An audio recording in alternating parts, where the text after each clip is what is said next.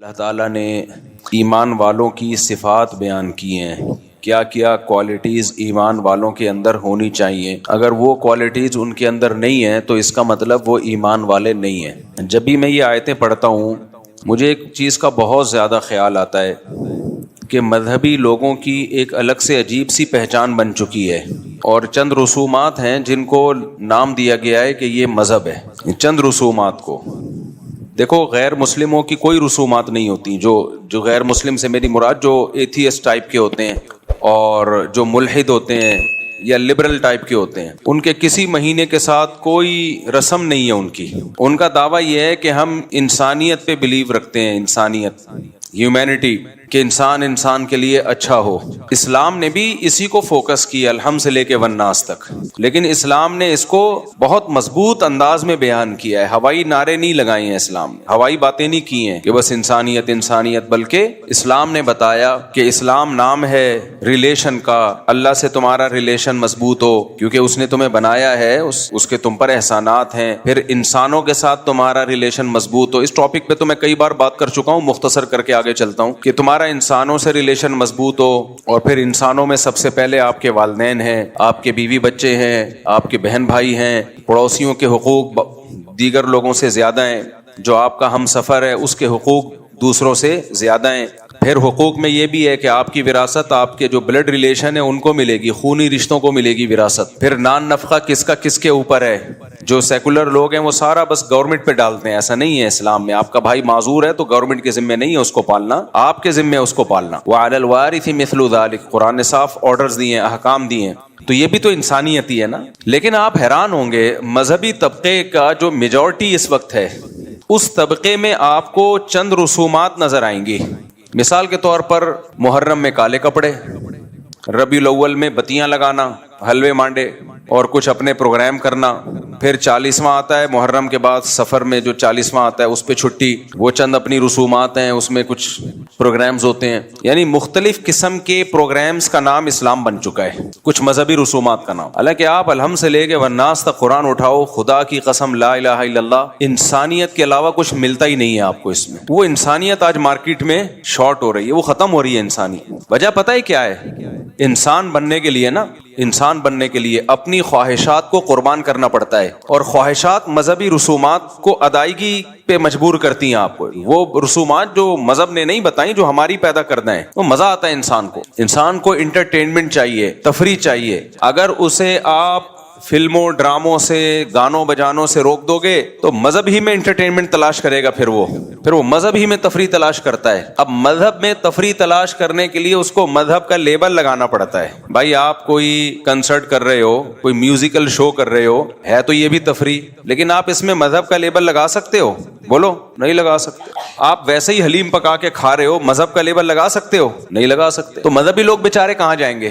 ان کی تو زندگی اندھیری ہو جائے گی۔ تو انہوں نے کیا کیا؟ مذہب کے لیبل لگا کے انٹرٹینمنٹ کا ایک سامان، جیسے قوالی ہے، انٹرٹینمنٹ ہے۔ کاکڑ دنا ہوتا ہے نا قوالی میں، میں بیان میں کہتا ہوں نا کاکڑ دنا ہونا چاہیے۔ اس پہ کیا مطلب کاکڑ دنا کا؟ قوالی جب چلتی ہے سلولی شروع میں مزہ نہیں آتا، بورنگ ہوتے ہوتے پھر وہ جوش میں آتا ہے، پھر کاکڑ دنا ہو جاتا ہے، ڈنگ ٹنگ ڈنگ کر کے شروع ہو جاتا ہے حساب کتاب، پھر مزہ آنا شروع ہوتا ہے، پھر لوگ جھومتے ہیں، ناچتے ہیں، ہے وہ بھی انٹرٹینمنٹ۔ لیکن اس انٹرٹینمنٹ میں کیا ہے؟ کوئی اہل بیت کی تعریف ہوگی، یا خدا کی حمد و ثنا ہوگی، یا پیغمبر کی صلی اللہ علیہ وسلم کی تعریف ہوگی۔ تو اب ہے انٹرٹینمنٹ، لیکن اس میں مذہب کا تڑکا لگانے کے لیے وہی میوزیکل پروگرام ہے، وہی میوزیکل شو ہے، وہی ہلنا جلنا ہے، تھرکنا ہے، جو انسان چاہتا ہے کہ تھوڑا سا کچھ مستی ہونی چاہیے۔ لیکن مذہب کا تڑکا لگانے کے لیے اس پہ اہل بیت کی تعریف ڈال دی، نبی کی تعریف ڈال دی، یا اللہ کی حمد و ثنا ڈال دی، تاکہ اس کو مذہب کا لیبل بھی لگ جائے اور مزہ بالی ووڈ والا آ جائے۔ مزہ کون سا ہے؟ وہی جو گانے بجانے اور تھرکنے میں آتا ہے۔ آج مذہب اسی چیز کا نام رہ گیا ہے۔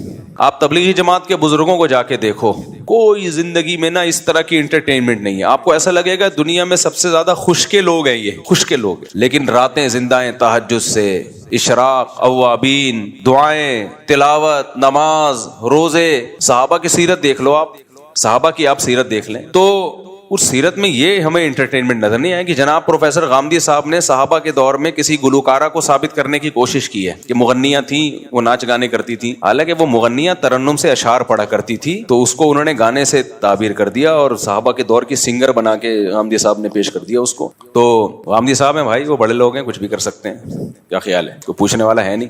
تو اب کیا ہے کہ جو اسلام کی روح ہے نا وہ بالکل ملیا میٹ ہوتی چلی جا رہی ہے، روح ختم ہوتی چلی جا رہی ہے. آپ محرم میں دیکھ لو کیا ہو رہا ہوتا ہے، لوگ مرثیے لگا کے گھوم رہے ہوتے ہیں. پھر ربیع الاول میں ایسی نعتیں آ رہی ہیں جو میوزک کے ساتھ، اور بالکل ان کا اتار چڑھاؤ ایسا ہے کہ کھڑے کھڑے آدمی کو تھرکنے کا دل کرنا شروع کر دیتا ہے. وہی اپنی ٹھڑک جو بالی ووڈ کی تھی وہ نعت لگا کے، بریلویوں میں بھی بہت سے علماء اس کے خلاف ہیں، میں کسی مسلک کو برا نہیں کہہ رہا، بہت سے بریلوی علماء خود کہتے ہیں کہ یہ غلط ہے، یہ نعتوں کا یہ اسٹائل. لیکن اس کے پیچھے جذبہ کیا ہے؟ انٹرٹینمنٹ. تبھی میں چیخ کے تھک گیا بھائی. انٹرٹینمنٹ اور بہت سارے طریقوں سے ہو سکتی ہے جو جائز ہیں، لیکن اس پہ مذہب کا لیبل مت لگاؤ. مذہب نے انٹرٹینمنٹ سے تھوڑی منع کیا ہے، جائز انٹرٹینمنٹ رکھو نا بھائی. دوڑو، بھاگو، سوئمنگ کرو، گھوڑ سواری کرو. شادی بھی تو ایک انٹرٹینمنٹ ہے، شادی کر لو طریقے سے.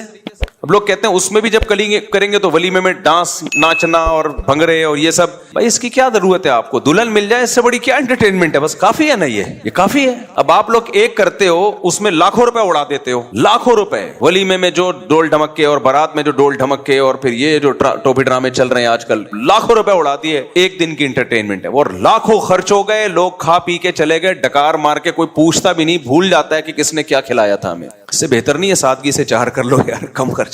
وہ انٹرٹینمنٹ زیادہ ہے، وہ نیچرل ہے، وہ نیچرل ساری زندگی کی انٹرٹینمنٹ ہے. وہ بیوی کی محبت، پھر اس سے اولاد کی محبت، پھر بچوں کی خوشیاں، ساری زندگی کی ہے. وہ شیطان کن غلط راستوں پہ انسان کو ڈالتا ہے. اور اگر وہ انٹرٹینمنٹ کرنی ہے تو مذہب کا لیبل تو نہیں لگاؤ بھائی اس کے اوپر. مذہب کا لیبل تو نہیں لگاؤ. مذہب نام ہے انسانیت کا. کیسے پیارے حکام ہے قرآن مجید کے یار، الحمد سے لے کے والناس تک. دیکھو تو صحیح کتنا زبردست قرآن ہے، کتنی زبردست کتاب ہے. کیا کیا چیزوں سے ہمیں روکتا ہے قرآن، کیا کیا چیزوں کو ہمیں کرنے کا حکم دیتا ہے. اس میں کہیں بھی جلوس نہیں ہے، کہیں بھی یہ نہیں ہے کہ آپ نبی کے نام پہ آپ یہ دن مناؤ. ہمیں 2 دن منانے ان کا بھی بتا دیا. کون سے 2 دن منانے ہم نے؟ بھائی عید الفطر ہے، عید الاضحیٰ ہے. لوگ کہتے ہیں 14 اگست کیوں مناتے ہو؟ مذہب کا لیبل لگائے بغیر مناتے ہیں بھائی اس کو.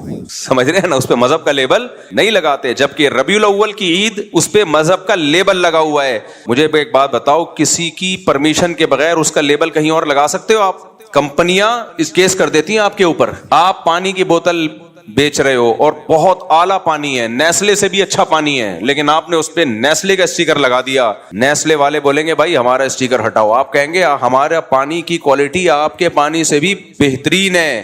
نیسلے والے بولیں گے بھائی آپ زمزم بھی بیچ رہے ہو، ہمارا اسٹیکر لگانے کی اجازت نہیں ہے. تو آپ کچھ بھی کریں، مذہب کا لیبل نہ لگائیں اس کے اوپر.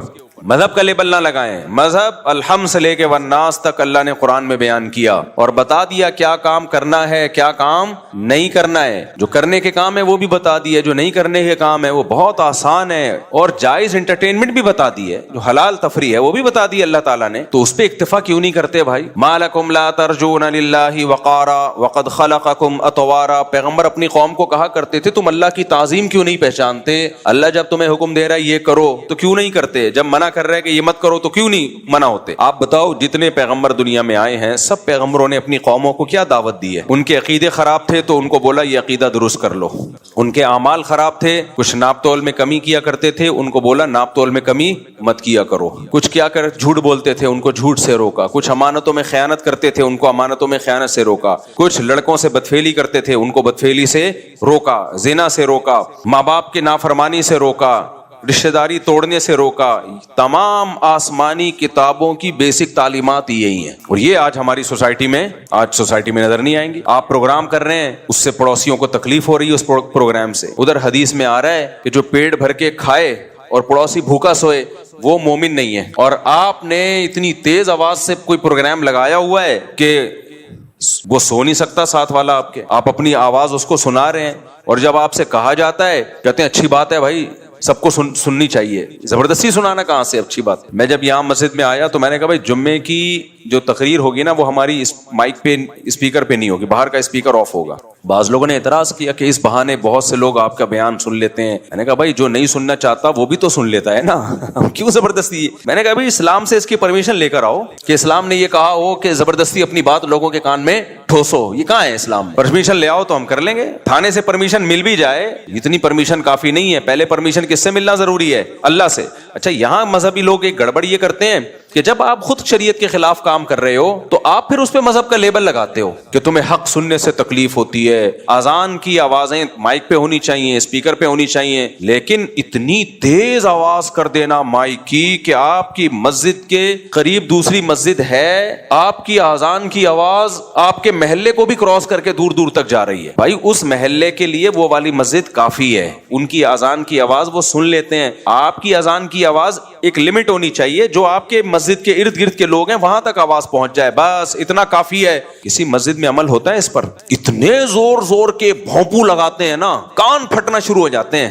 لیکن جب آپ مؤذن کو یا مسجد کی انتظامیہ سے کہو بھائی یہ اسپیکر کو تھوڑا سلو کر لو, آواز پہنچ جاتی ہے. پہلے زمانے میں مؤذن ایسے چیخا کرتا تھا زور سے, اس کی آواز سے کان کے پردے نہیں پھٹتے تھے. اب تو ٹیکنالوجی نے ترقی کی ہے, آپ والیوم جتنا چاہے بڑھا دو, اتنا بڑھا دو کہ ایسا لگے کہ کسی نے دھماکہ کیا, ایٹمی بم, کوئی بم پھٹا ہے, بڑھا سکتے ہو آپ. تو مؤذن کیا کرتے ہیں فل. کئی بار ہماری مسجد میں ایسا ہوا, پھر میں نے مؤذن کو سمجھایا, میں نے کہا والیوم آہستہ کرو بھائی, بچے ڈر کے اڑ جاتے تھے, اتنی ایک دم زور سے آواز. تو کیوں بھائی اتنی پاورفل آواز کیوں رکھی ہے؟ اب مذہبی لوگ اس میں گڑبڑ کیا کرتے ہیں, جب ان کو کہا جائے, محلے پڑوس والے آ کے بولیں تھوڑا سا والیوم کیا کریں, سلو کریں, کیونکہ دوسرا محلہ جہاں سے شروع ہو رہا ہے تو ان کو ان کی مسجد کی آواز پہنچ جاتی ہے. آپ اپنے محلے تک رکھیں. تو پتہ ہے کیا جواب ہوگا؟ لو اذان کی آواز سے تمہیں تکلیف ہو رہی ہے, اللہ کا نام سننے میں تمہیں تکلیف ہو رہی ہے, تم تو اسلام سے ہی خارج ہو, میں تو اور بڑھاؤں گا تاکہ تم جیسے شیطانوں کو تکلیف ہو. اور پھر حدیثیں بھی سناتے ہیں کہ شیطان جو ہے اذان کی آواز سن کے بھاگتا ہے نفرت سے, تو شیطان ہے, اذان کی آواز سن کے بھاگ رہا ہے. اب یہ آپ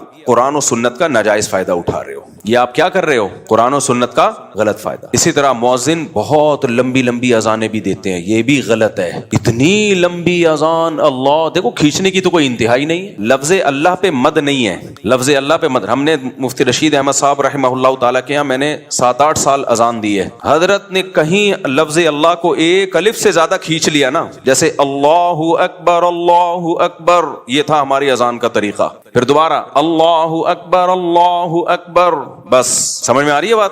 اگر کسی دن میں نے یوں کھینچ لیا نا اللہ اکبر, حضرت نیچے اترتے تھے, اللہ کیوں, کیا دلیل ہے اس کی؟ ہم کہتے تھے ساری دنیا میں ہو رہی ہے, ایسے ہی ہو رہی ہے. تو آتے تھے کہ کیا دلیل کیا ہے, دلیل سے بات کریں, مد تو نہیں ہے اس کے اوپر. ہم کہتے تھے بعض قاری کہتے ہیں یہ مد تعظیم ہے, کا پھر اس کا اینڈنگ پوائنٹ کیا ہے اس تعظیم کا؟ کھینچتا ہی رہے سارا دن, سانس کے تجربے کرتے رہے یہاں بیٹھ کے. تو حضرت اس مد تعظیم کے قائل نہیں تھے, فرماتے مد وہی ہے جو قرآن سے ثابت ہے نا, جو حروف مدہ کے بعد اگر حمزہ آ رہا ہے یا وقف آ رہا ہے تو وہاں مد کرنا جائز ہے, یہ تجوید کا قانون ہے. تو ذرا سی کھینچتے تھے نا, حضرت آ کے پوچھتے تھے کہ یہ کہاں سے نکالا, تمیز سے اذان دو بھائی, اللہ اکبر اللہ اکبر. اذان میں اقامت میں فرق ہے, اذان ٹھہر ٹھہر کے ہوگی, اقامت جلدی جلدی ہوگی, بس یہ فرق. تجوید کے لحاظ سے کوئی فرق نہیں ہے. پھر اشہد اللہ, لا پہ مد ہے کیونکہ آگے حمزہ آ رہا ہے, لا کو کھینچ سکتے ہیں آپ, اشہدو میں ہا کو نہیں کھینچ سکتے. اشہد ان لا الہ الا اللہ, بس الا اللہ پہ بھی مد ہے, تو مد کو 3 سے لے کے 5 الف تک کھینچ سکتے ہیں آپ, اور لا الہ میں بھی لا کو بھی. لیکن مؤذن کیا کرتا ہے, اشہدو, ایک تو ہا کو کھینچے گا وہ, پھر ال کو کس قانون کے تحت آپ نے اتنا لمبا کھینچا ہے, یہ کیا ہے؟ لا الہ میں لا کو ایسا کھینچے گا کہ اپنی وہ پھیپھڑوں کی طاقت بیان کر رہا ہوتا ہے کہ میرے جو لنگس ہیں وہ ابھی جوان ہیں, وہ بوڑھے نہیں ہوئے. پھر الہ میں الہ پہ مد نہیں ہے, لیکن وہ الہ, اور لوگ بھی کہتے ہیں کیا سر لگائی ہے یار اس نے, الہ کھینچے جا رہا ہے. کوئی پوچھنے والا نہیں ہے کہ اس کا اذان کتنی ڈیوریشن کتنا ہونا چاہیے بھائی اس کا. کہتے ہیں جتنی میری لنگس میں طاقت ہے اتنا ڈیوریشن ہونا چاہیے. یہ نہیں ہے. اذان بھی عربی کے قواعد کے مطابق ہوگی, اس کی بھی ایک لمٹ ہے. یہ نہیں کہ مؤذن پہ چھوڑ دیں آپ, مائک تیرے ہاتھ میں, اب تو اپنے لنگس کی پاور دکھا, کتنی طاقت ہے تیرے اندر. ایسے تو بھائی وہ پھر احترام تھوڑی ہوگا اذان کا. خواتین ہمارے سروں پہ دوپٹہ لے لیتی ہیں اذان کے وقت, اچھی بات ہے. میں نے جم میں لوگوں کو دیکھا ایکسرسائز چھوڑ دیتے ہیں, یار اذان ہو رہی ہے, لیکن مؤذن ان کے اس ادب کا ناجائز فائدہ اٹھاتا ہے اور کھینچتا رہتا ہے, اتنا کھینچتا ہے. وہ لوگ کہتے ہیں یار تو ادھر ہی نکل گئے ہمارے. کیوں لوگوں کو آزمائش میں ڈال رہے ہو بھائی؟ پھر جب کوئی اس پہ اعتراض کرتا ہے, میں نے کئی دفعہ اعتراض کیا کہ بھائی اتنی لمبی نہیں ہونی چاہیے اذان, تو لوگ پتہ کیا کہتے ہیں, مولوی صاحب نے کہا اصل میں تم لوگوں کو اذانوں سے تکلیف ہے, اللہ کا نام تو جتنا سنا جائے اچھا ہے, اپنی مرضی سے جتنا کرو بھائی, زیادہ سے زیادہ کرو, لیکن اجتماعی چیزوں میں شریعت کا مزاج کیا ہے؟ مختصر, تاکہ لوگوں کو تکلیف نہ ہو. جماعت سے نماز میں طول دینے کا حکم ہے یا اختصار کا حکم ہے؟ مختصر پڑھی جائے. صحیح حدیث ہے, نبی صلی اللہ علیہ وسلم نے فرمایا جب کوئی شخص امامت کرے فَلْيُخَفِّفْ, نماز کیا کرائے؟ ہلکی. جب اپنی پڑھے تو پھر جتنی چاہے لمبی پڑھے نماز. کیوں؟ نبی نے فرمایا فِيهِ مُسْسَقِيم, کیونکہ مقتدیوں میں بیمار بھی ہوں گے, بوڑھے بھی ہوں گے. اسلام کا مزاج یہ کہ اجتماعی جب کام ہوگا تو پھر سب کو ساتھ لے کے چلا جائے گا, تو اس میں آسانی رکھی ہے. جمعے کی نماز 2 رکعتیں ہیں نا, پبلک زیادہ ہوتی ہے, ویسے ظہر میں 4 رکعتیں ہیں, بھائی پبلک زیادہ ہے تو 2 پڑھا کرو. اس کی ایک وجہ یہ بھی ہے کہ خطبہ بھی ہوتا ہے اس میں. حضرت معاذ ابن جبل تھے, انہوں نے عشاء کی نماز میں نا سورہ بقرہ پڑھنا شروع کر دی. اتنی لمبی نماز پڑھ, پہلی رکعت میں سورہ بقرہ. ایک صحابی پیچھے کھڑے کھڑے تھک جاتے تھے, ایک دن وہ نماز توڑ کے بیٹھ گئے. تو حضرت معاذ ابن جبل نے ان کو ڈانٹا, ان کو بولا کہ تم منافق ہو گئے ہو, نماز سے تمہیں معاذ اللہ کوئی نفرت ہو گئی ہے اور نماز توڑ کے بیٹھ گئے, تم سے لمبی نماز نہیں پڑھی جا رہی. تو قرآن کیا کہتا ہے؟ منافقین نماز سستی سے پڑھتے ہیں, قرآن کے الفاظ ہیں. تو ان کا خیال یہ تھا یہ تو نماز میں ٹینشن محسوس کرنا یہ تو منافقین کا کام ہے. تو ان صحابی نے جا کے نبی کو شکایت لگائی. صحیح حدیث ہے یہ کہ یا رسول اللہ, میں اتنی لمبی نماز پڑھا رہے تھے, مجھ سے نہیں پڑھی گئی. تو آپ نے ان صحابی کو نہیں ڈانٹا اور وہ یہ نہیں کہا تم واقعی منافق ہو. حضرت معاذ کو اتنا سخت آپ نے تنبیہ کی, افتان انت یا معاذ, اے معاذ تم لوگوں کو فتنوں میں آزمائش میں ڈال رہے ہو, اور ان کو امامت سے معزول کر دیا کچھ وقت کے لیے. کیوں بھائی؟ اجتماعی کام ہے, سب کو لے کے چلنا ہے اس میں. دیکھو نبی صلی اللہ علیہ وسلم نے فرمایا مجھے اگر میری خواہش تھی کہ عشاء کی نماز کو تاخیر سے پڑھا جائے, 1/3 رات تک اس میں تاخیر کی جائے, لیکن امت میں مشقت کا خوف ہے, اتنی دیر تک لوگوں کے لیے جاگنا مشکل, اس لیے جلدی پڑھنے کا حکم دیا.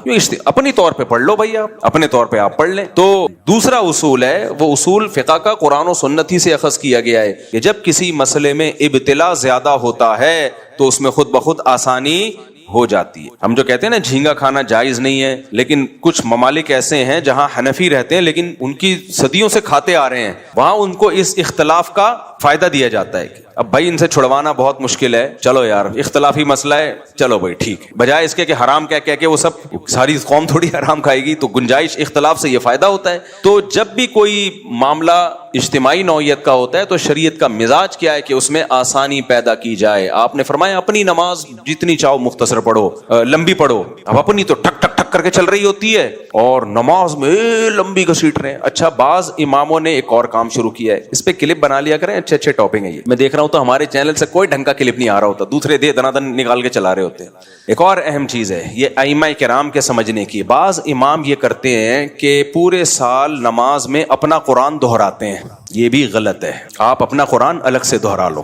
کہتے ہیں ہم فجر میں شروع کریں گے الحمد سے لے کے پھر الف لام میم, اور پھر پورا پڑھتے پڑھتے پڑھتے پڑھتے پڑھتے وہ کہتے ہیں پورے سال میں ہمارا نمازوں میں قرآن ختم ہو گیا. بھائی آپ پبلک کو اس کے لیے تختہ مشق نہ بنائیں, پبلک کو سنت قرات جو عام معمول ہے نبی صلی اللہ علیہ وسلم کا, جس کی صحابہ اور احادیث سے تاکید ہے. اجتماعی نظم میں اپنا نہ دیکھیں کہ میں نے اپنا قرآن دہرانا ہے. اجتماعی نظم میں آپ نے پبلک کی رعایت کرنی ہے, اور پبلک کی رعایت سنت قرات میں ہے. فجر میں طوال مفصل یہ سنت ہے, سورہ حجرات سے لے کے سورہ بروج تک, اور پھر ظہر میں بھی طوال مفصل, اور مغرب میں قصار مفصل یعنی سورہ بینہ سے لے کے سورہ ناس تک یہ صورتیں پڑھیں, اور عصر اور عشاء میں اوساط مفصل یعنی سورہ بروج سے لے کے سورہ بینہ تک. علماء کو پتہ ہے اس کی کیا تفصیل ہے, تو ایک بیلنس نماز ہوگی. اب مثال کے طور پر امام کہتا ہے کہ فجر میں ایکچولی مجھے تھکاوٹ بہت ہوتی ہے, اور میں رات کو سوتا نہیں ہوں, اور نائٹ ڈیوٹی ہے وغیرہ وغیرہ. کوئی کہیں پڑھانے جاتے ہیں مدرسے میں, کوئی نائٹ ڈیوٹی, کوئی چوکیداری ہو سکتی ہے, بعض دفعہ ہوتا ہے امام ہوتا ہے چوکیدار بھی ہوتا ہے, تو نائٹ ڈیوٹی ہے, کوئی بھی وجہ ہو,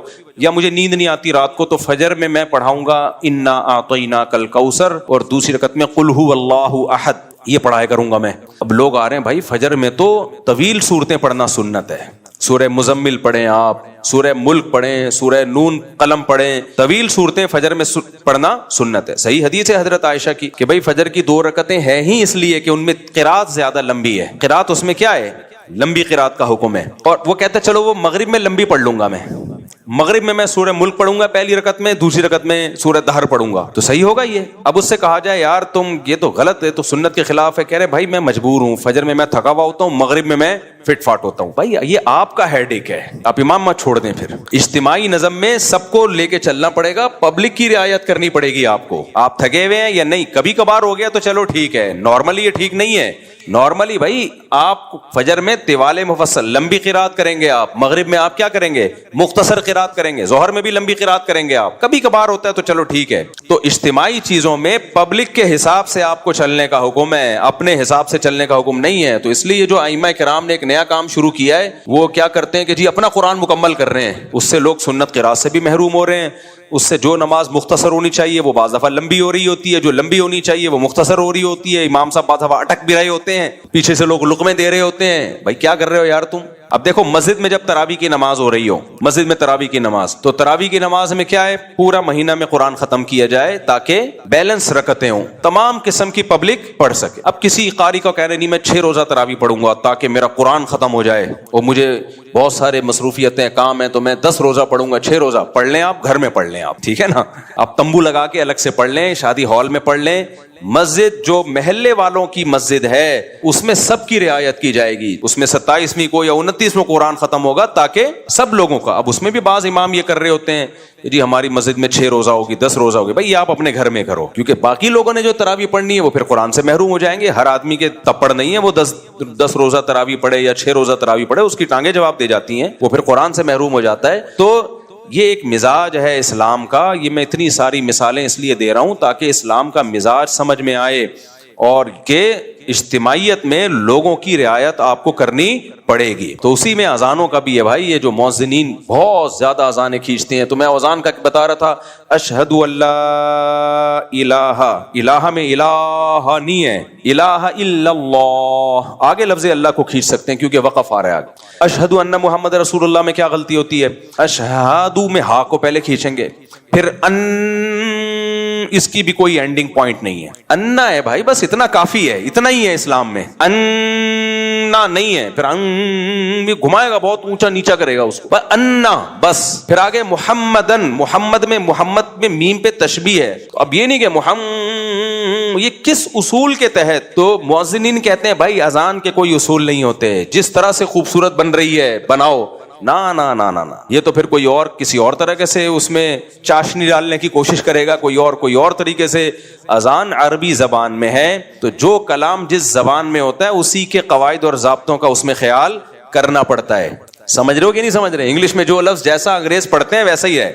آپ کہہ سکتے ہو آج کل کے عرب تو ایسے ہی اذانیں دے رہے ہیں, تو عربی آج کی زبان نہیں ہے, 1400 سال پرانی زبان ہے. تو جو علم لغت کے ماہر لوگ ہیں انہوں نے جو گرامر مرتب کی ہے وہ آج کے عربوں کو دیکھ کے نہیں کی ہے, وہ 1400 سال پہلے کی عربی زبان کو دیکھ کے کی. آج کے عرب بھی اس اصول کے پابند ہیں, اگر وہ اس پہ غلطی کر رہے ہیں تو ان کا قول حجت نہیں ہے. ایسے تو مصر کے عربی جو ہے وہ اللہ اکبر کو اللہ اکبر بولتے ہیں, میں نے خود سنا ہے اور بارہا سنا ہے. مصر کے جو عربی آتے ہیں نا حج کرنے کے لیے, عمرہ کرنے کے لیے, تو میں نے بہت دفعہ میں سنا ہے اللہ اکبر. اب آپ کہو کیونکہ وہ بھی تو عرب ہیں, تو بھائی وہ عرب ہیں, لیکن آج ان کے لب و لہجے سعودیہ والوں کے بھی چینج ہو چکے ہیں, مصر والوں کے بھی چینج ہو چکے ہیں, مسقط والوں کے بھی چینج ہو چکے ہیں. تو وہ بھی پابند ہیں کہ جب قرآن اور سنت والی عربی بولیں گے تو وہ ان اصول اور ضابطوں کے پابند ہوں گے, ان اصول اور ضابطوں کے وہ پابند ہوں گے. تو اشہد ان کھینچتے چلے جاتے ہیں, محمد کوئی اینڈ نہیں ہے, وہی اپنے لنگس کی طاقت بتا رہا ہوتا ہے. پھر رسول اللہ میں رسول اللہ, ایسے یہ رسول کو کوئی مد نہیں ہے, اس پہ کس بیس پہ کھینچ رہے ہو آپ؟ گو کہ کچھ علماء نے فتویٰ دیا ہے کہ جائز ہے, اور دلیل نکالی ہے کہیں سے قاریوں کے کلام سے کہ یہ مد تعظیمی ہے, لیکن کہیں ہمیں ملتا نہیں ہے. یہ بہت کمزور قول ہے, اور مان لو یہ صحیح قول ہے, اس کی انتہا کیا ہے بس یہ بتا دو آپ, اس کو ضبط کیسے کریں گے؟ وہ رسول کو تعظیم میں کھینچتا چلا جاتا ہے, اپنے پھیپھڑوں کی طاقت دکھا رہا ہے وہ, تو مؤذنوں کو چھوڑ دیا جائے گا جتنا مرضی کھینچو آپ. تو رسول اللہ کھینچتے چلے جائیں, پھر حی علی الصلاۃ میں حی پہلے اس کو کھینچتے ہیں. یہ بھی جائز نہیں ہے بھائی. حی کیوں؟ حیا ہے, حیا عربی میں لفظ کیا ہے؟ جب کسی کو بلایا جاتا ہے حیا, حیا نہیں ہے, یہاں کوئی تک ہی نہیں بنتا مد کا. پھر علی الصلاۃ کو علی الصلاۃ پڑھیں گے تو عجیب ہی اذانوں میں اس کو تو فوکس کیا جا رہا ہے کہ کس مؤذن کی اذان خوبصورت ہے. جنہوں نے اذان سکھانے کے ادارے کھولے ہیں وہ بھی خوبصورتی کو تو فوکس کر رہے ہیں, قواعد اور ضوابط کو بالکل بھی فوکس نہیں کر رہے. اس کا نقصان کیا ہے کہ مؤذن کو جب کھڑا کر دو آپ مائک کے سامنے تو وہ جانے اور اس کا مائک جانے اور اس کے پھیپھڑوں کی طاقت جانے. تو ایک دو دفعہ تو اذان بہت اچھی لگتی ہے, یار مسجد میں بڑی پیاری اذان ہو رہی ہے, 2-4 دفعہ کے بعد لوگ پھر احترام کرنا چھوڑ دیتے ہیں. لوگ کہتے ہیں بھائی بہت لمبی اذان ہوتی ہے کہ نہیں ہوتا احترام انسان سے, اور پھر کوئی احترام نہ کرے تو اس کو منع کیا جائے کہ یار احترام کرو. تو کون سا فرض ہے احترام کرنا, وہ فتوے دینے پہ آ جاتا ہے. فرض واجب نہیں ہے لیکن شاعر اسلام تو ہے نا اذان, اس کی ایک بہت بڑی ویلیو ہے اذان کی. اور پھر دوسری بات یہ شروع کر دیتے ہیں کہ جو نہیں کر رہے ہوتے پھر وہ جب احترام, تو بھائی اتنا لمبا احترام کرے کون یار, یہ تو بہت لمبی اذان کھینچتے ہیں یہ. جب ان کو سمجھایا جائے ہاں پھر لوگ کچھ فتویٰ لگا دیتے ہیں. وہ کہتے ہیں یار اذان تو مختصر دلواؤ, تو کہتے ہیں لو تمہیں اللہ کے نام سے نفرت ہے.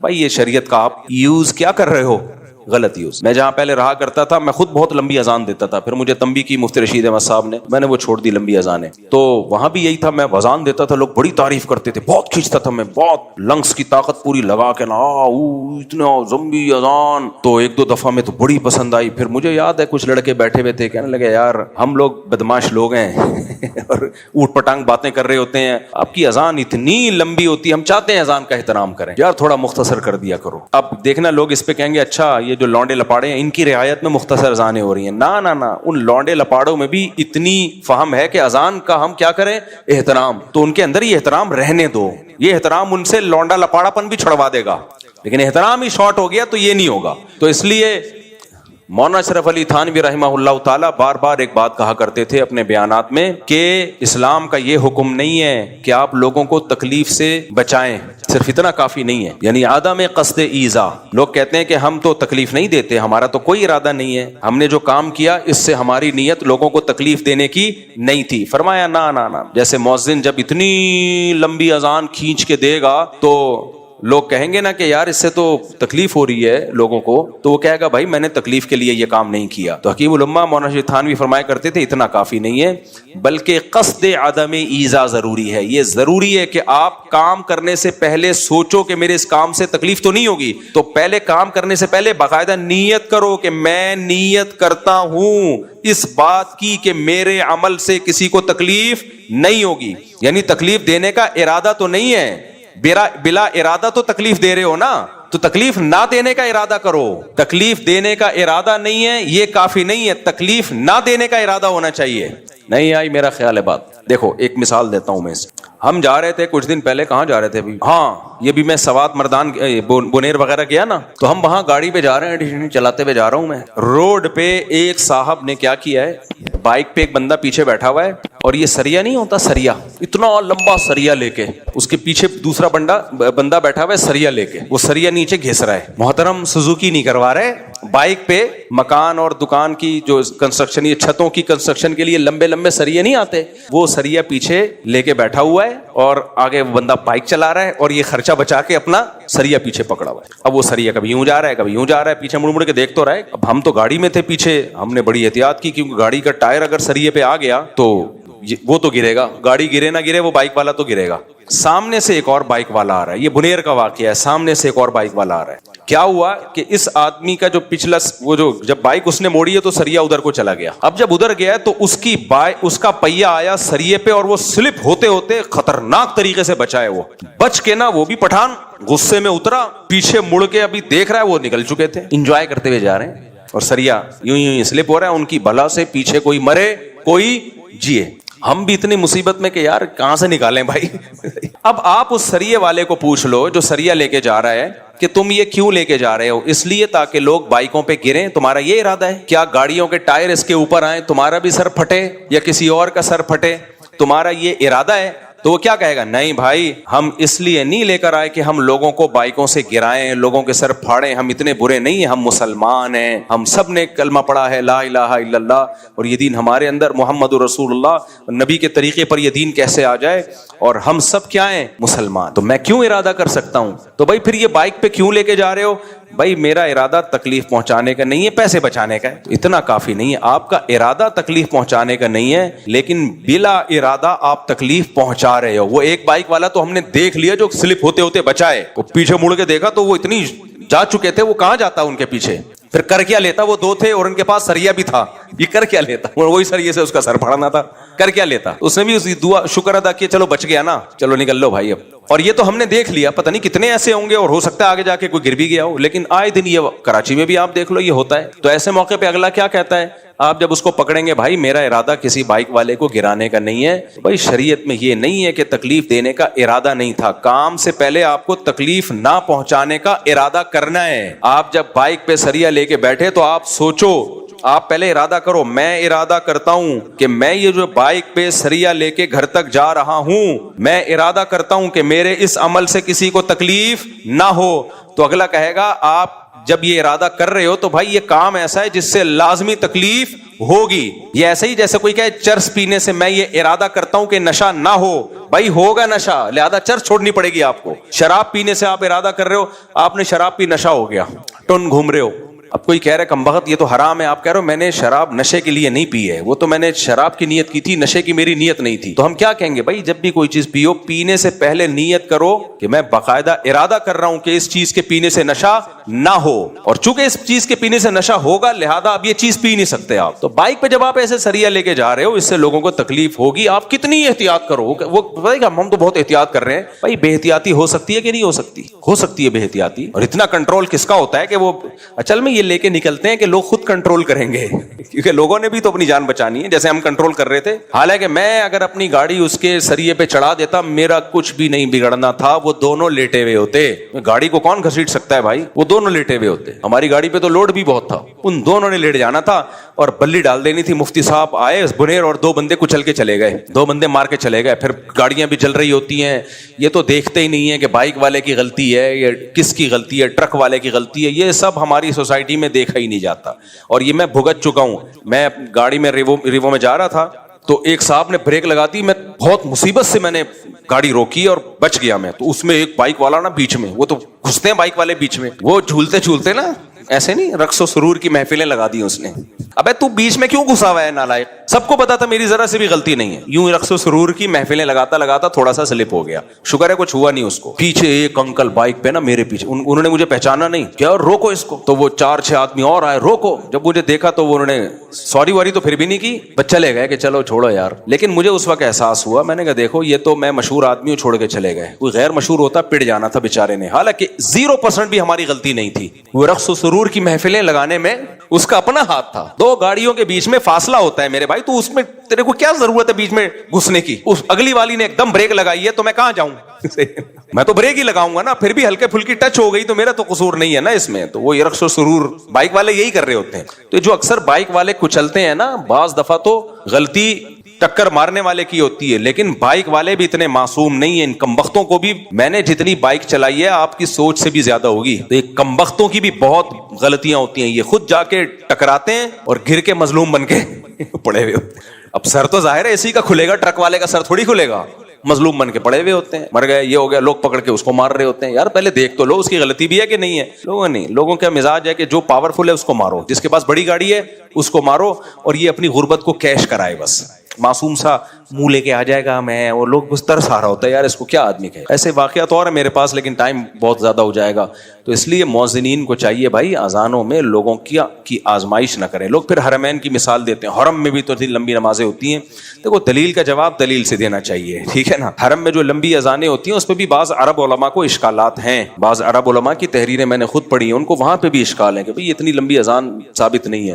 اور بالفرض حرم میں ہو بھی رہی ہیں تو حرم کی بات ہی کچھ اور ہوتی ہے. حرم میں تو جاتے ہی لوگ اذان سننے کے لیے ہیں. تو آپ اپنی مسجد کو، انڈا موڑ کی مسجد کو حرم پہ قیاس نہ کریں. آپ وہاں تو الگ ماحول ہوتا ہے، تو اس پہ آپ انڈا موڑ اور باقی دنیا کی مسجدوں کو قیاس نہ کریں. تو یہ بھی ہے کہ بھائی اذان میں بھی اعتدال ضروری ہے. مؤذن اپنی آوازوں کی خوبصورتی کے لیے مائک جب اس کے ہاتھ میں آ گیا تو وہ جو کھینچتا ہے.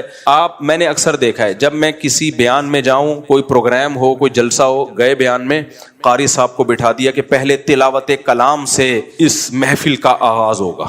قاری صاحب جو بیٹھے ہیں نا, پولیس بھی نہیں اٹھا پا رہی اس کو. میں گھڑی دیکھ رہا ہوں کہ یار میرے بیان کا ٹائم آدھا گھنٹہ ہے اور اس میں صرف 15 منٹ رہ گئے ہیں. بائی ایئر اتنا لمبا سفر کر کے ہم گئے ہیں, اب بول بھی نہیں سکتے. لوگ کہیں گے لو بھائی تلاوت سے نفرت ہے. قاری لوگوں کی واہ واہ دیکھ رہا ہے, پڑھے جا رہا ہے پڑھے جا رہا ہے. وہ بھی کیسے اچھے پڑھتے ہیں, غلط نہیں پڑھتے, کھینچے جا رہا ہے کھینچے جا رہا ہے. ایک دفعہ ایسا ہی ہوا, کہیں ادھر نازم آباد میں کوئی بیان تھا, مجھے بلایا, میرے پاس بہت شارٹ ٹائم تھا, میں نے کہا چلو چلے جاتے ہیں یار. میں چلا گیا, بخاری صاحب کو بٹھایا, وہ ممبر ہی نہیں چھوڑ رہا, پڑھا جا رہا ہے. پھر میں نے بیچ میں ٹوک دیا, میں نے کہا بھائی بس اسٹاپ. تو نہیں رک ہی نہیں رہا تھا. میں نے کہا سارا وقت تو قاری صاحب ہی نکال لیں گے, یا تو محفل قرات ہو پھر تو جتنا لمبا پڑھو, کیونکہ لوگ آئے ہی قرآن کی تلاوت سننے کے لیے. محفل ہے بیان کی اور تلاوت آپ نے اتنی لمبی. تو اس میں اب میرا طریقہ یہی ہے کہ میں جب جاتا ہوں تو پہلے میں کہہ دیتا ہوں بھائی قاری صاحب تلاوت قل هو اللہ احد, بس اس سے زیادہ نہیں کرنا. باقی پھر جب ہمارا موڈ ہوگا ہم آپ کو بلائیں گے, لمبی تلاوت ہم آپ سے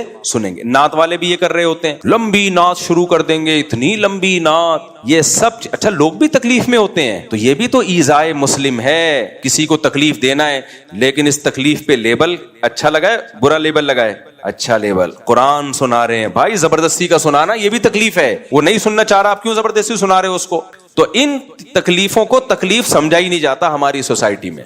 ایک اور مسئلہ, جب بات چل پڑی ہے تو مثالیں ہی دیتا رہتا ہوں نا میں تو وہ مثالیں دیتا ہوں جو حاضر سروس مارکیٹ میں چل رہی ہیں تکلیف پہنچانے کی, لیکن ان کو تکلیف نہیں سمجھا جاتا. مجھے یہ بہت بھگتنا پڑتا ہے. کہیں بیان میں بلایا, میرے بیان کے لیے, اب لوگ میرا نام سن کے آئے ورنہ وہ نہیں آتے. بہت سے لوگ ایسے ہوتے ہیں جو بھائی ہمیں لائک کرتے ہیں, ہمارا نام یوز ہوگا تو آئیں گے, نہیں ہوگا تو نہیں آئیں گے. بعض لوگ کسی اور کو لائک کرتے ہیں تو وہاں میرا نام لے لو تو وہ نہیں آئیں گے. یہ تو ہر مشہور جو شخصیت ہوتی ہے اس کے ساتھ ایسا ہوتا ہے.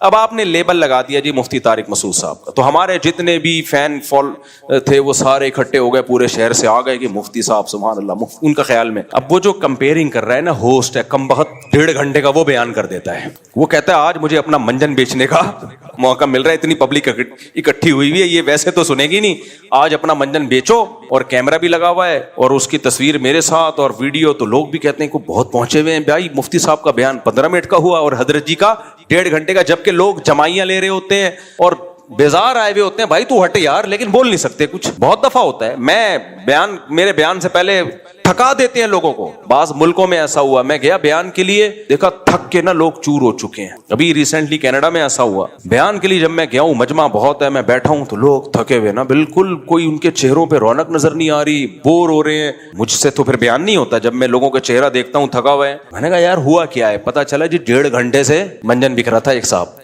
یہ بھی تو ایذائے مسلم ہے یا نہیں ہے؟ مجھے بھی تکلیف دی اور پبلک کو بھی, جس کو سننے آئے تھے اس کو. ایک لمٹ ہوتی ہے نا انسان کی. کوئی مزاحیہ پروگرام ہو نا, کوئی ہنسی مذاق والے, وہ بھی 1.5 گھنٹہ بہت زیادہ. اس کے بعد اس فلمیں نہیں چلتی زیادہ. کوئی 3 گھنٹے کی فلم اگر 6 گھنٹے کی بنا دے کوئی, لوگ کہیں گے بھائی دنیا میں اور بھی غم ہے. گانے نہیں چلتے, فلمیں نہیں چلتی, چرس ہیروئن کی محفلیں نہیں چلتی. چرسی بھی تھوڑی دیر میں اپنے برساتی نالے سے نکل کے باہر آتا ہے کہ یار بہت پی لی, اب تھوڑا سا کچھ اور کام کرو, باہر دیکھو دنیا میں کیا ہو رہا ہے. کیا خیال ہے؟ ہیروئن چی جو بیٹھے ہوتے ہیں نا برساتی نالوں میں, وہ بھی بور ہو کے کہاں نکلتے ہیں. حالانکہ وہاں کتنا انٹرٹینمنٹ کا سامان ہوتا ہے. وہاں چاند بھی ہے, مریخ بھی ہے, وہاں وہ خلائی شٹل میں بیٹھ کے کہاں کہاں گھومتے ہیں, کہکشائیں دیکھ کے آتے ہیں, اور بڑے بڑے سپنے ہوتے ہیں ان کے. برساتی نالے سے نکلے تو دنیا اندھیری, پھر بھی نکلتے ہیں, پھر بھی وہاں سے باہر نکلتے ہیں.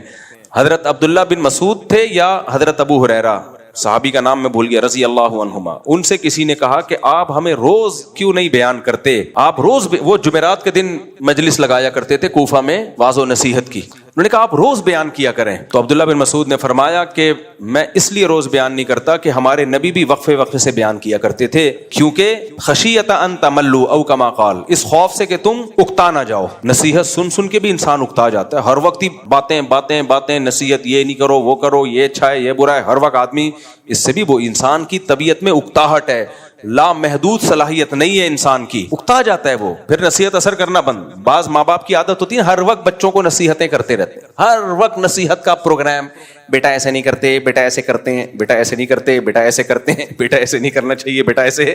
تو بچہ کہتے ہیں میرے ابا کا بس آٹومیٹیکلی گھر میں آتا ہی آٹو پہ آ جاتے ہیں, بٹن دب جاتا ہے اور نصیحت کے پروگرام کیسٹ کی طرح, تو اس بچے پہ نصیحت اثر کرنا ختم. بھائی کبھی کبھار اچھا لگتا ہے, ایک دفعہ بٹھا کے سمجھا دو, بیٹا یہ واش روم میں جب باہر نکلتے ہیں پانی اچھی طرح بہا کے آتے, دوسرے کو مت دکھاؤ. مجھے تو ایک دفعہ میرے بڑے بھائی سے چماٹ پڑا تھا, مجھے ہمیشہ یاد رہے. چھوٹا بچہ تھا, واش روم گیا, پانی بہایا تھا, لیکن واش روم میں لوگ پانی بہانے کا مطلب کیا ہوتا ہے کہ کہیں دور تک بھی اثرات نظر نہ آئے اس کے. لوگ سمجھتے ہیں صرف, ابھی میں کیا ڈیٹیل میں جاؤں, بھائی ایسا غائب کرو مارکیٹ سے لگے کوئی تھک گیا ہی نہیں یہاں صدیوں سے, ایسا ہونا چاہیے صفائی. تو میں نے اس طرح صفائی نہیں ہوئی تھی, مجھے یاد ہے میں باہر نکلا, میرے بڑے بھائی گئے اور واپس آ کے مجھے یوں کر کے کمر پہ ایک دبا کے پٹاخ کر کے ایک ٹریڈ مارک جو ہے نا انہوں نے چھاپ دیا. وہ دن اور آج کا دن, یہ واقعہ ہوگا میں میرا خیال ہے 11 یا 12 سال کا تھا اس وقت, بس کچھ نہیں کہا انہوں نے. اچھا جیسے ہی وہ آئے نا, میں نے کہا سوری غلطی ہو گئی, مجھے احساس ہو گیا. انہوں نے یوں کیا, ایک کمر پہ طبیعت سے چھاپ دیا واپس, بس اس کے بعد چلے گئے. وہ دن آج کا دن, مجھے اس عمل سے اتنی شدید نفرت ہے, کوئی واش روم میں جائے اور اپنے کچھ بھی نشانات چھوڑ کے آ جائے, بہت غلاظت ہے یار. کیوں اپنی گندگی دوسرے کو دکھا رہے ہو؟ آپ جاؤ واپس ایسے آؤ جیسے میں گیا ہی نہیں, میں تو ہاتھ دھونے گیا تھا, بس ایسے ہو. ایسا ہی ہونا چاہیے. مسجدوں کے واش روم دیکھ لو اجتماعی, جب آپ اس میں گھسو گے واپس آؤ گے, آدمی گھنٹہ تک تو ناک تو چلو بدبو تو آپ کے کنٹرول میں نہیں ہے. اچھا ایگزاسٹ ہونے چاہیے, ایگزاسٹ فین ہونا چاہیے, ہر واش روم میں ایگزاسٹ فین ہونا چاہیے. بھائی بدبو کہاں جائے گی آپ جب تک باہر نہیں نکالو گے اس کو, اس کا بھی انتظام نہیں ہوتا. تو یہ بھی تو آپ تکلیف دے رہے ہو کہ نہیں دے رہے.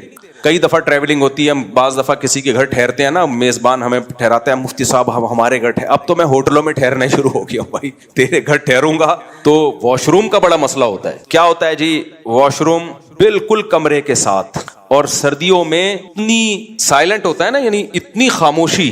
ٹھنڈے علاقوں میں تو ایسا ہی ہے.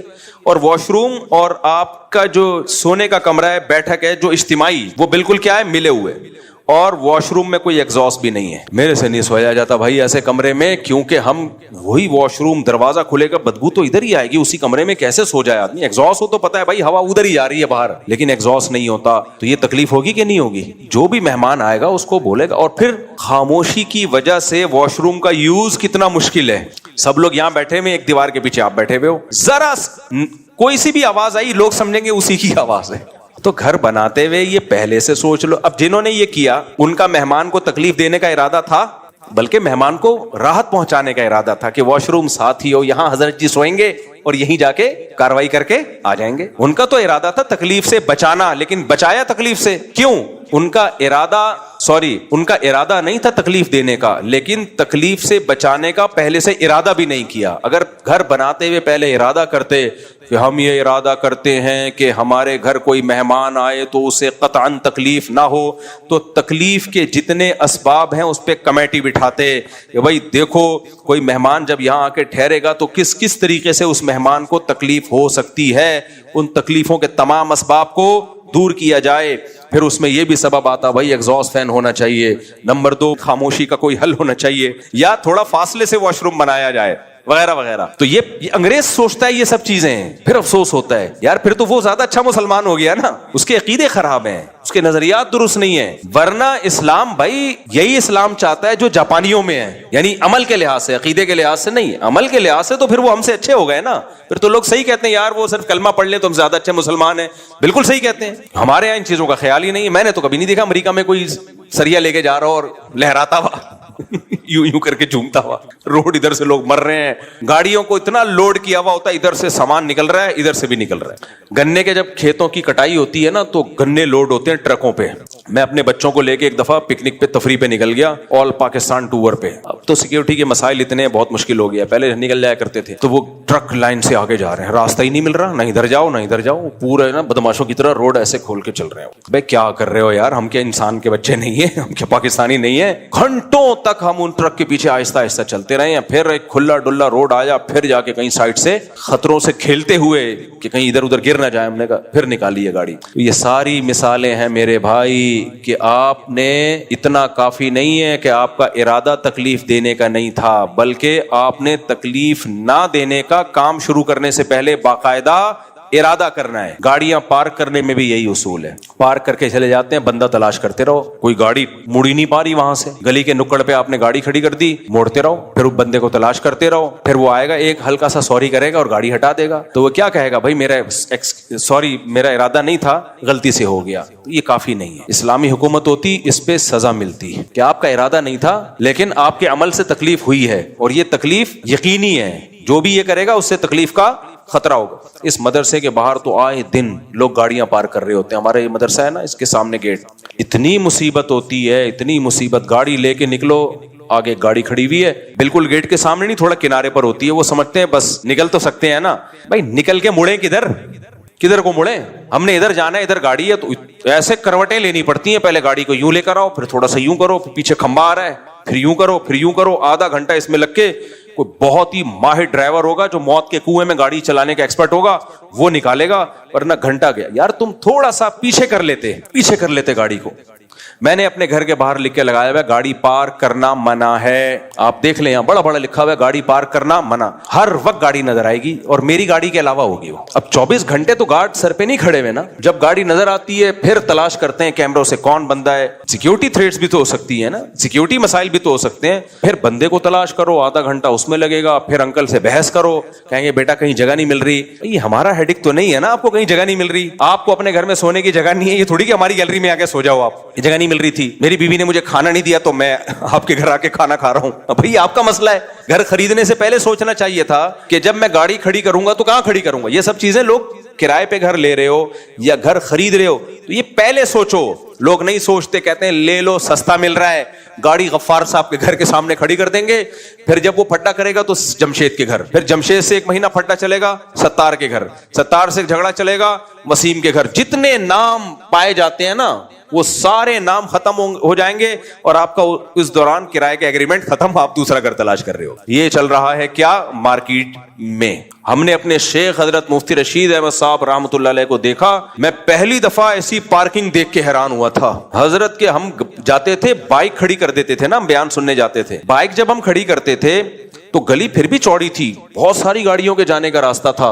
حضرت فرماتے تھے دیوار سے بالکل چپکاؤ. ہم کہتے تھے بھائی راستہ تو ہے. فرماتے راستہ ہے لیکن کھلا نہیں رہے گا, تنگ راستہ رہے گا, گاڑیاں گزر تو جائیں گی لیکن ٹینشن ہوگی نا. تو جب اتنی جگہ ہے, آپ گاڑی کو بائک کو دیوار سے چپکا سکتے ہو تو کم سے کم جگہ گھیرو نا, تاکہ لوگوں کے لیے زیادہ سے زیادہ جگہ ملے, کھلا ڈلا روڈ ملے. اتنی سختی کرتے تھے اس پہ. کوئی کار لے کر آیا, چپکاؤ بالکل دیوار سے, بالکل دیوار سے. اور ہم کیا دیکھتے تھے, پینڈوا کی طرح جو بھی آ رہا ہے گاڑی کھڑی کی, بائک بہت زیادہ خیال اس کا کر لیں گے کہ گاڑی کے گزرنے کی جگہ ہو, اور وہ بھی ایک گاڑی کے. اگر 2 آپس میں آ گئی ہیں اور 8-10 بائک والوں نے ایسا کر لیا تو پھر وہ ٹریفک پولیس والا بیچ میں لا کے کھڑا کرنا پڑتا ہے. وہ پہلے اس کو روکے گا, ادھر آ بھائی تو یہاں سے نکل. کیا ضرورت ہے یار, تمہارے پاس جگہ تھی, تم تھوڑا سا بائک کو اٹھا کے چپکا دیتے دیوار کے ساتھ. ہمارے یہاں بھی ایسا ہی ہوتا ہے, آئے دن پھڈے ہو رہے ہوتے ہیں. جب بیان ہوتا ہے تو بائکوں والوں کی اتنا رش ہوتا ہے. ہمارے پڑوسی نے بتایا بھائی ہم تو گھر سے باہر نکلنا مشکل ہو جاتا ہے. تو میں نے پڑوسیوں سے معذرت کی ہے, میں نے کہا بھائی ہم تو سمجھا کے تھک گئے, اب ہم نے بندہ کھڑا کر دیا تنخواہ پہ نہیں آ رہی, اور تنخواہ آپ سے نہیں لے رہے, تنخواہ سے پہ بندہ کھڑا کر دیا ہم نے کہ کنٹرول کرو, کوئی بائک غلط پارک نہ کرے. تو یہ افسوس کی بات ہے یا نہیں ہے؟ پڑھے لکھے لوگ ہیں, کوئی یہ نہیں کہ کسی گاؤں دیہات سے آئے ہیں, ان کے لیے بندہ تنخواہ پہ رکھنا پڑ رہا ہے جو لوگوں کو بتائے کہ یہ بائک ایسے نہیں, بیٹا اچھے بچے ایسے بائک کھڑی نہیں کرتے. اور وہ اچھے بچے کون ہیں؟ ڈاکٹرز بھی ہیں, چارٹرڈ اکاؤنٹنٹ بھی بیان سننے آ رہے ہیں. ان اچھے بچوں کو سمجھایا جا رہا ہے, اور سمجھانے والا مسجد کا ملازم ہے, گاؤں کا بندہ ہے, وہ سمجھا رہا ہے, اس کو تنخواہ مل رہی ہے نا اس لیے سمجھا رہے ہیں وہ. تو یہ چل رہا ہے کہ کہاں پر ہماری مارکیٹ. تو واش روم کا استعمال کا مسئلہ, پھر اور بہت سارے مسائل ہیں. میری تو کوشش ہوتی ہے جب میں کسی ہوٹل میں رہتا ہوں نا تو وہاں سے باہر نکلتے ہوئے بھی اگر وقت ملے تو تکیے چادر سیٹ کر کے جاتا ہوں. حالانکہ یہ ہوٹل والے کی ذمہ داری ہے, ہماری ذمہ داری تھوڑی ہے, اس کا کام ہے.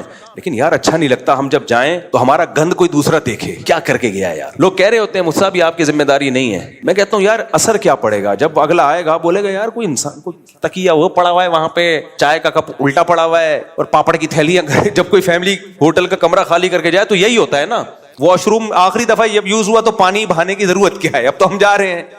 کیا خیال ہے, اب کیا ضرورت ہے پانی بہانے کی, اب تو ہم جا رہے ہیں. نہیں یار اپنی چیزیں دوسروں کو مت دکھاؤ. تو میری کوشش ہوتی ہے, ہمیشہ اس پہ عمل نہیں ہوتا, بعض دفعہ اسپیڈ میں نکلنا پڑتا ہے, کوشش ہوتی ہے کوئی ہوٹل میں رہ رہے ہیں, وہاں سے جا رہے ہیں, تو بھائی ہم اپنا طرف سے بستر صاف کر کے چلے جائیں, ٹھیک ہے, اس کو تنخواہ مل رہی ہے وہ ملتی رہے گی. لوگ اس کو نیچ حرکت سمجھتے ہیں, لوگ کہتے ہیں یہ غریبوں والا کام کر رہے ہو. نہیں بھائی نہیں, یہ غریبوں والا کام نہیں ہے. آپ جب کہیں جاؤ تو اچھا اثر پڑے, ملازم پہ بھی اچھا اثر پڑے, وہ بھی کہے اللہ کرے یہ لوگ آیا کریں. کمرہ چھوڑ کے جاتے ہیں تو کوئی انسانوں والا کمرہ لگ رہا ہوتا ہے, لیکن میں نے دیکھا ہے لوگوں کو نہیں, جب ہوٹلوں میں جو رہنے کے لیے جاتے ہیں, خاص طور پہ 2-4 بچے بھی ہوں, ایسا گند کر کے جاتے ہیں نا, اف, پیمپر پرک کر کے, آخری جو میچ چل رہا ہوتا ہے نا ان کا, اب 12 بجے چیک آؤٹ ہونا ہے تو 11:15 بجے جو پروگرام چلتا ہے, اف, وہ بڑا گندا پروگرام, صابن ادھر اٹھا کے پھینکا ہوا ہے, تولیے کا پتہ ہی نہیں چل رہا, پھر وہ پیمپر ادھر پھینکے ہوئے ہیں, یوں بھائی وہ تو آ جائے گا صاف کر, وہ تو کر دے گا صاف, تو آپ کو کیا جا رہا ہے یار, آپ ڈسٹ بن ہے اسی میں ڈال دو, کیا جا رہا ہے آپ. تو یہ سب چیزیں, اتنے نیک ہم ہیں نہیں جتنا آپ سمجھ رہے ہیں, لیکن باتیں اچھی کرنی چاہیے نا انسان کو, نہیں ہے تو اللہ بنا دے بھائی, بنا دے اللہ تعالیٰ. تو اس لیے وہی بات ہے کہ ایذائے مسلمان کو تکلیف پہنچانا یہ حرام ہے.